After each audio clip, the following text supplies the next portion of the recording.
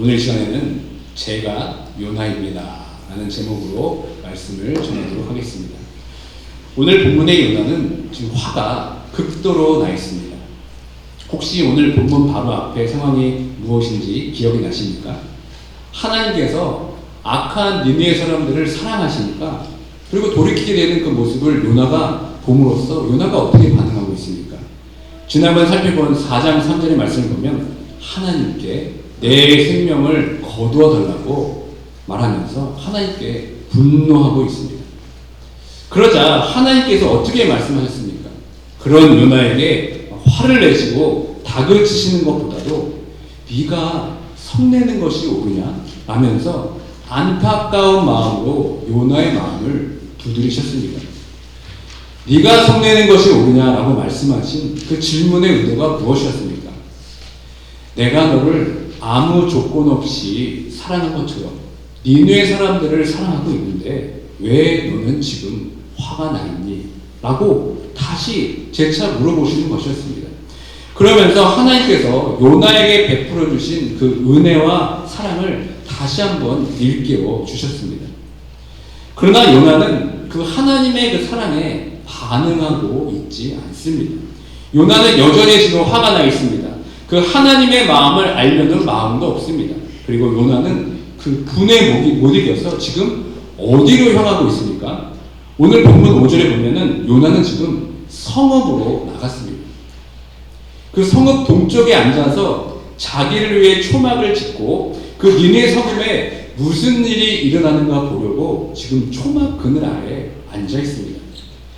지금 요나는 하나님이 니느웨 성읍에 무엇을 행하시는지 보려고 이 초막 그늘 아래 앉아서 아주 심술궂은 마음으로 그 성읍을 지금 바라보고 있습니다. 어떻게 되나 보자 라는 식으로 지금 고약한 마음을 가지고 지금 니느웨 성읍을 바라보고 있습니다. 요나는 끝까지 하나님의 명령을 순종하는 모습을 보이지 않고 있습니다. 지금 하나님이 어떻게 니느웨 사람들에게 사랑을 베푸시는가를 바라보면서 하나님의 말씀을 전하는 선지자가 아니라 하나님의 행동을 감시하는 감시자로 지금 변해버렸습니다. 이때 하나님께서 이런 요나에게 무엇을 하십니까? 하나님께서는 자신을 고약한 마음으로 바라보는 이 선지자 요나, 감시자 요나에게 또다시 은혜를 베풀어 주십니다. 지금 요나에게 햇빛이 너무 세게 비치니까 그 햇빛을 가릴 만큼 큰 박넝쿨을 지금 준비해 주셨습니다. 그리고 그늘을 만들어 주셨습니다. 잔인할 만큼 뜨거운 바람이 부는 그 앉아있는 요나에게 오히려 그 박넝쿨을 통해서 무더위와 바람을 지금 가려주셨습니다. 이때 요나의 반응이 어떻게 드러나고 있습니까? 요나는 지금 너무 신나합니다. 그래서 6절에 보면 뭐라고 고백하는지 아십니까? 그로 말미암아 크게 기뻐하였다고 요나서에서 지금 밝히고 있습니다. 이 모습이 요나서에서 요나가 기뻐하는 유일한 장면입니다. 하나님의 부르심을 받고 복음의 사명을 전하기 위해 멀리 이방 땅에 가서 복음을 전하는 그 자체에는 기쁨이 없고 오히려 분노만 가득하다가 자신의 더위를 가려주는 이 박넝쿨에 지금 기뻐하고 있습니다.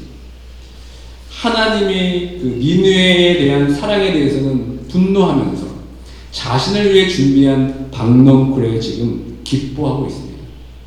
요나는 지금 자기 중심적 사고에서 벗어나고 있지 못하고 있습니다. 오히려 지금까지 내 생각과 반대로 일하시는 하나님께서 요나 자신에게 박넝쿨을 주심을 통하여 드디어 이제서야 하나님께서 나를 알아보시는구나, 나를 기억하시고 일하시는구나 라고 착각하고 있는지도 모르겠습니다. 그런데 그 기쁨도 하루를 가지 못했습니다. 이튿날이 되자 이번에는 하나님께서 벌레를 준비해 주셨습니다. 그리고 요나에게 기쁨이 되었던 그 박넝쿨을 갉아먹게 만드셨습니다. 그리고 뜨거운 동풍과 함께 요나를 뜨거운 햇빛으로 내모셨습니다. 그 순간 요나의 기쁨은 단번에 사라지게 됩니다. 요나는 또 이로 인해서 분노가 치밀기 시작합니다.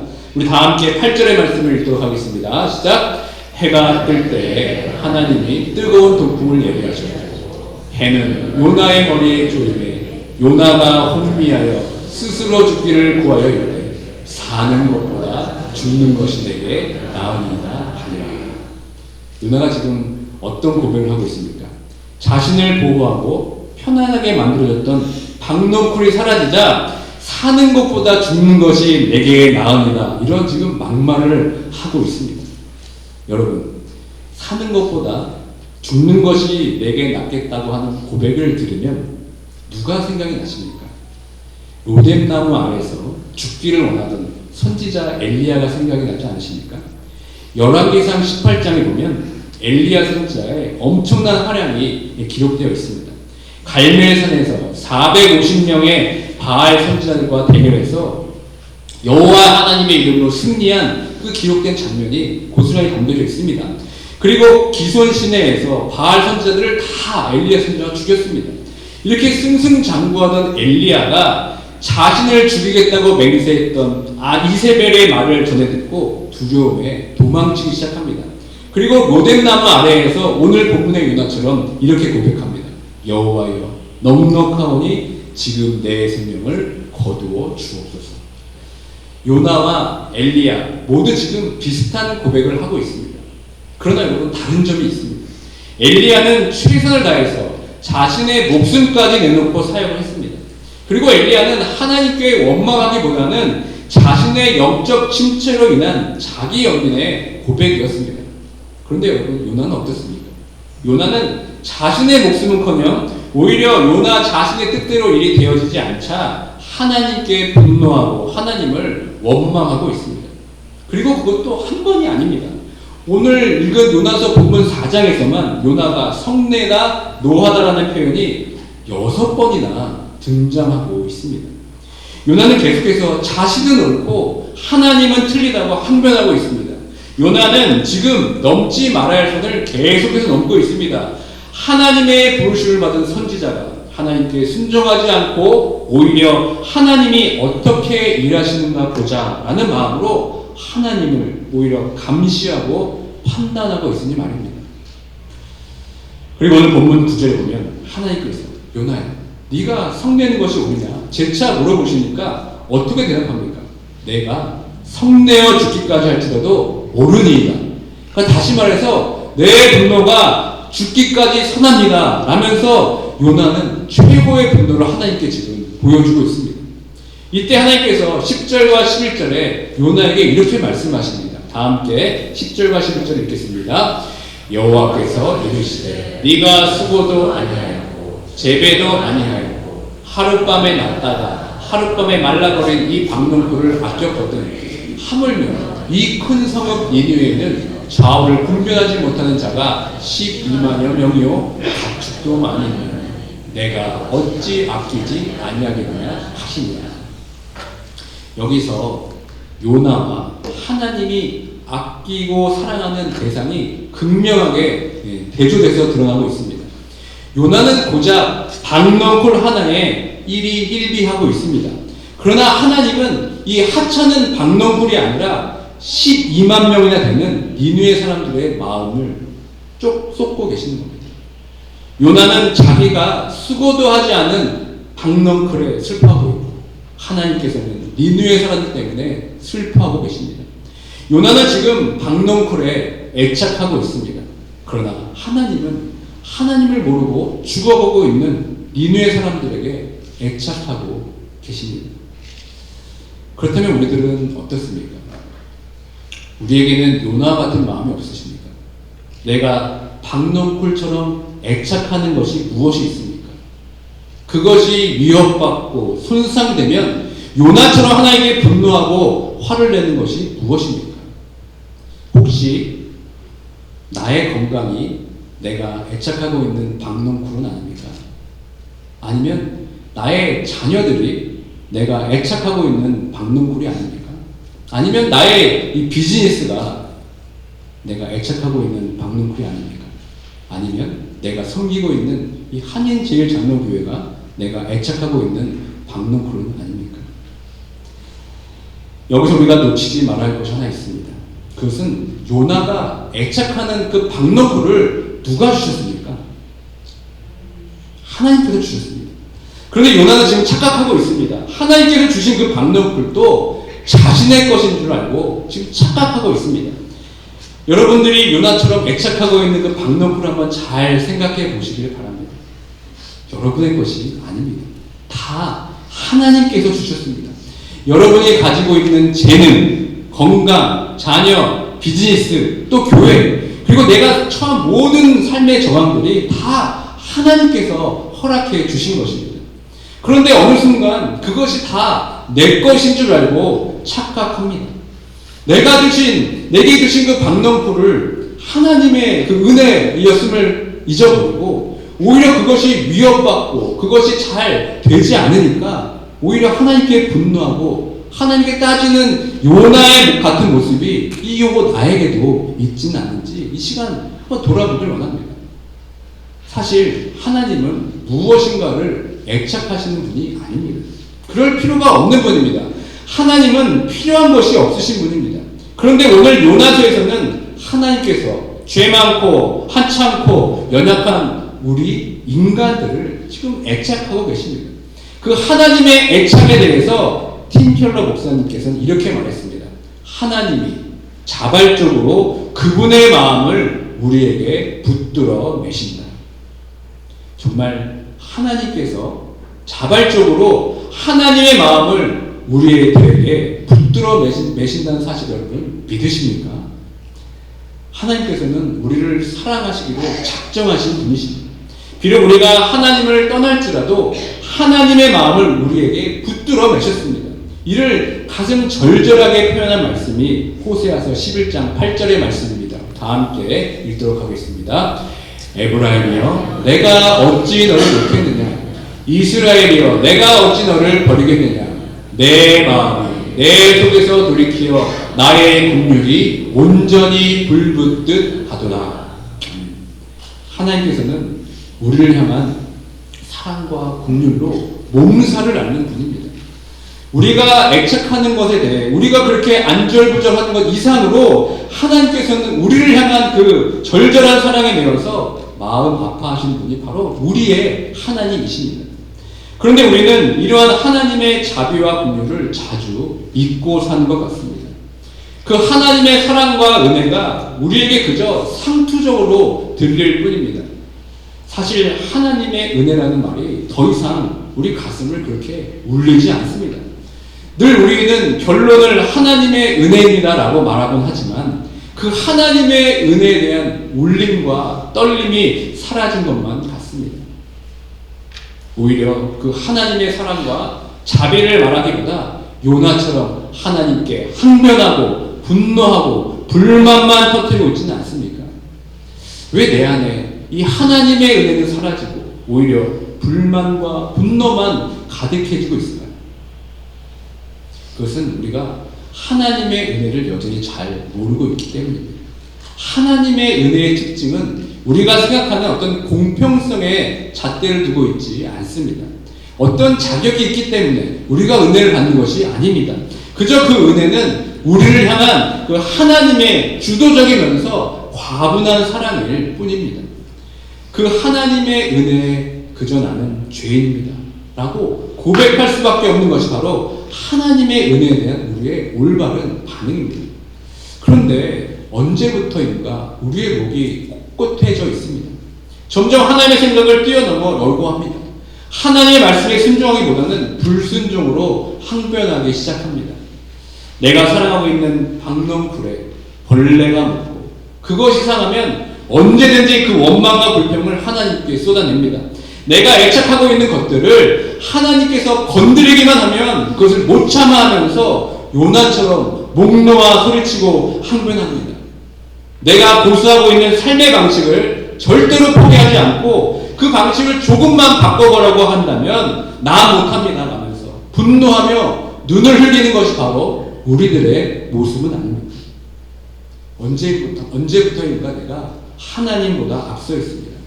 하나님께 기도하고 하나님의 뜻을 구하기보다는 오히려 요나처럼 하나님을 감시하면서 하나님 위에 서려고 합니다.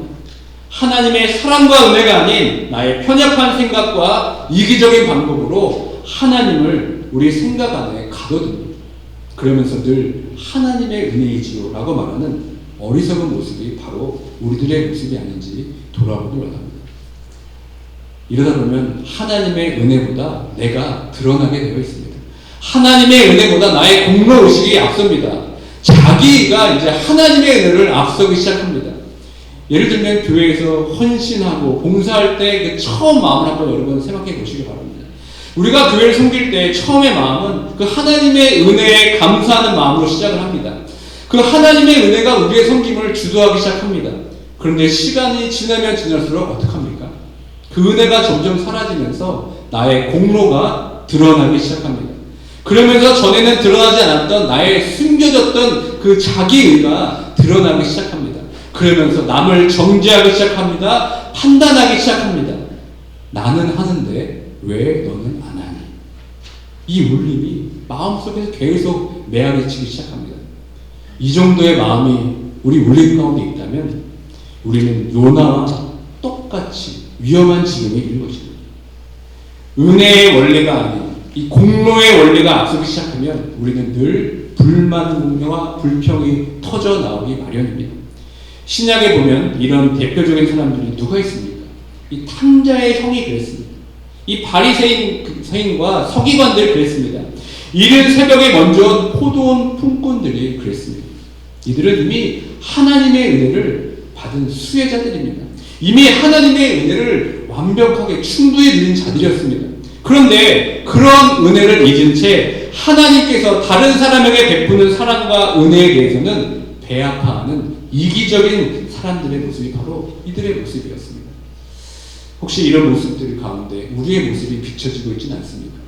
요나처럼 자기는 당연히 하나님의 은혜를 받아도 되는 사람이고 니느웨 사람들은 안 된다는 자기 중심적 사고에 빠져 있는 것이 우리들의 자화상은 아닙니까? 그러나 확실한 것은 하나님의 은혜가 앞서면 모든 것이 아름다워집니다. 그러나 나의 공로가 이 하나님의 은혜보다 앞서면 모든 것이 취해지기 마련입니다. 다시 한번 나에게 베푸신 그 하나님의 은혜와 사랑을 이 시간 돌아보길 원합니다. 다시 한번 하나님의 사랑의 감격이 우리 심령 가운데 살아나길 원합니다. 그래서 우리 안에 있는 이 공로의식, 자기의, 그리고 비판과 정죄의 죄들이 하나님의 은혜와 그 사랑에 덮여져서 다시 한번 하나님의 깊은 사랑에 감사하고 감격할 수 있는 이 시간이 되길 주님의 이름으로 축원드립니다. 하나님은 나만의 신이 아닙니다. 나도 모르게 하나님을 독점하려는 영적 교만과 독선을 우리는 버려야 합니다. 나만 잘 되고, 우리 가정만 잘 되고, 우리 교회만 잘 되고, 우리 민족만 잘 되면 된다는 생각이 있다면 우리는 요나와 별 다를 바가 없는 사람입니다. 이 세상을 하나님의 마음을 품고 바라볼 수 있는 눈을 가져야 합니다. 세상을 품고 세상을 향해 기도의 지경을 넓히고 하나님의 마음을 품으며 기도할 때 우리는 이기적이고 독선적인 요나에게서 벗어나게 될 줄 믿습니다. 이제는 우리의 눈을 넓히시길 바랍니다. 하나님께서 지금 마음을 쏟으시면서 애착하고 사랑하는 것들이 무엇인지 이 시간 돌아보길 원합니다. 하나님의 마음으로 하나님의 시선으로 이 땅을 우리는 바라봐야 됩니다.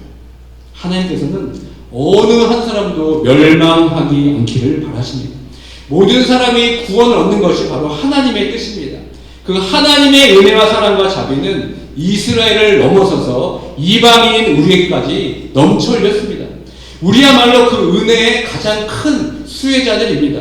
이제는 우리가 그 은혜를 나만 누리고 나만 독점하는 것이 아니라 여전히 하나님을 모르는 이 니느웨 같은 이 세상 사람들에게 흘려보내는 모두가 되길 주님의 이름으로 축원드립니다.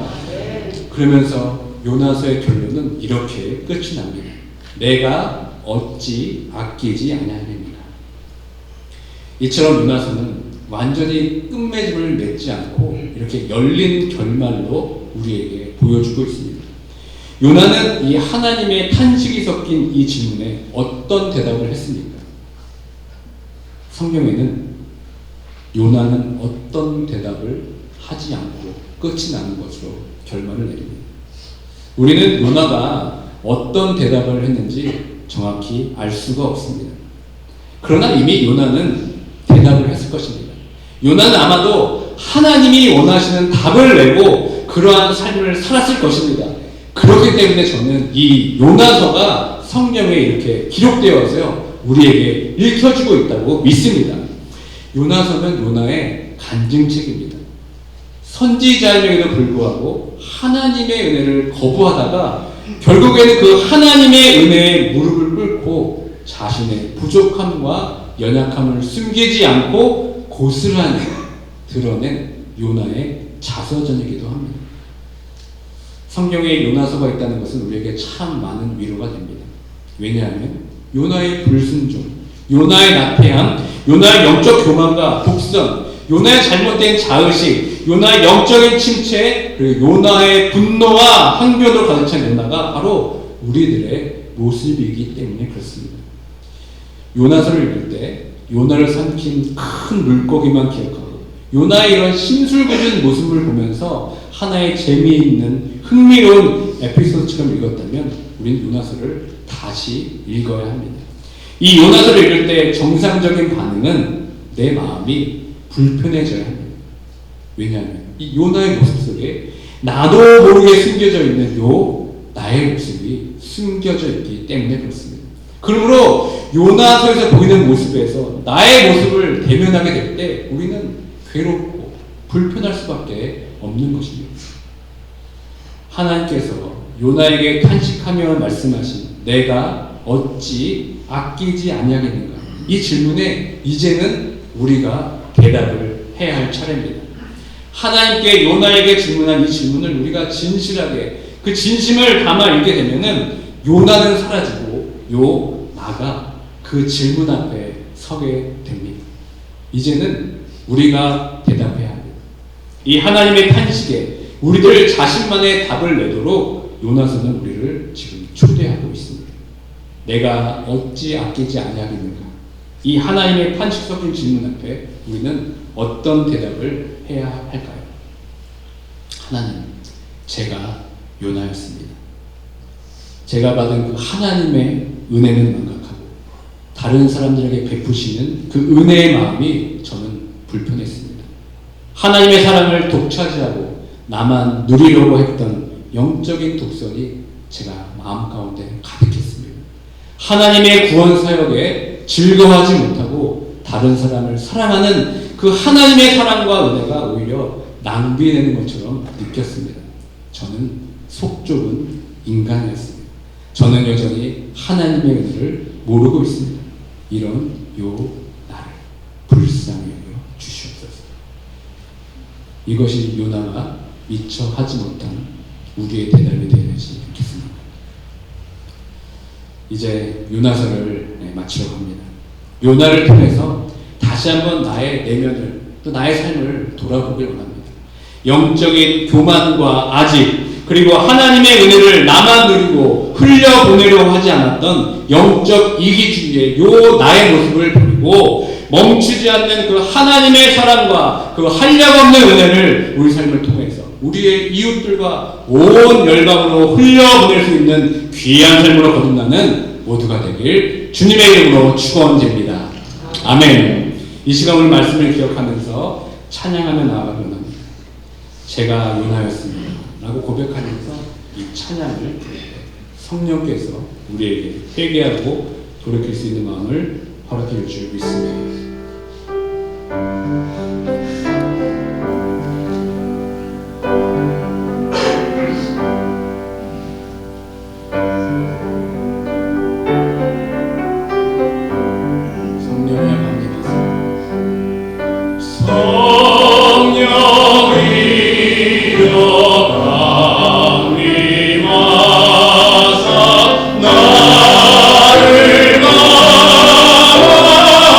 나를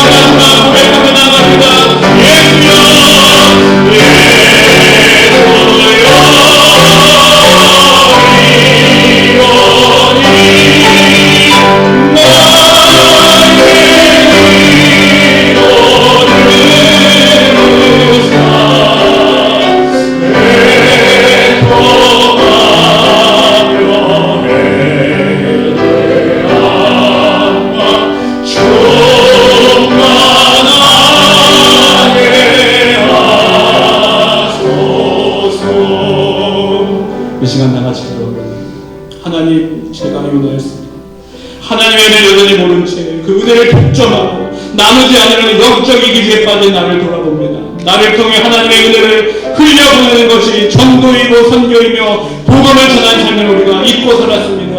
그 요나의 모습이 바로 나의 모습을 깨닫고 정직하며 회개하며 나아가게 합니다.